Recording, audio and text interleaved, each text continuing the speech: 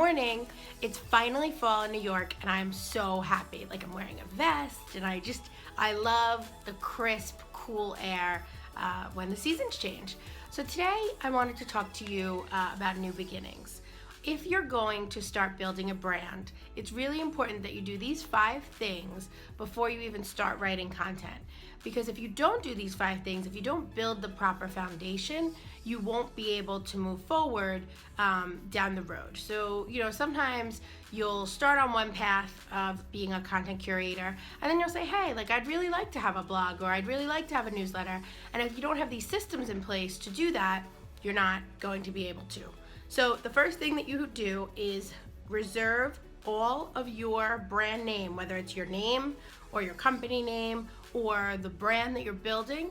All of those names should be reserved on Facebook, Twitter, Instagram, Google Plus if you can still get it, and YouTube if you can still get it.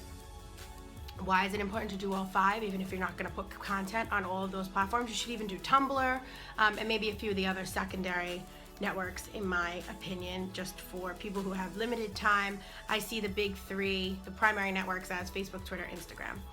If you're not going to use the services, you should still reserve the domain name because you don't want someone else to squat on your brand. Then you reserve your .com. So whether it's your name.com or your brand name.com. So I have victoriareitano.com, creativixmedia.com, vixinthecity.com, and a whole bunch of others that I may want to use at some point in the future. And I think it's really important for you to have those. Anytime you think, domains are pretty cheap, so anytime you think of something, buy a domain.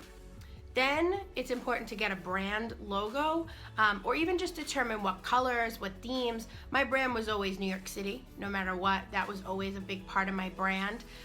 So I always had a header on my Facebook page of the skyline, or a photo that I had taken.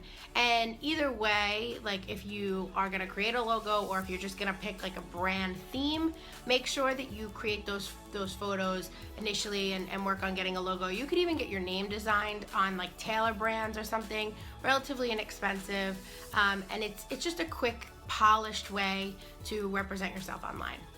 Then, so now you have all your domains, now you have all your names on the social networks. Then you have the domains that you want. Then you have the brands that you want, like your logo colors and the brand elements, all of that. Next, you have to determine what you're going to talk about. Are you going to primarily be a curator? Are you going to be a content creator?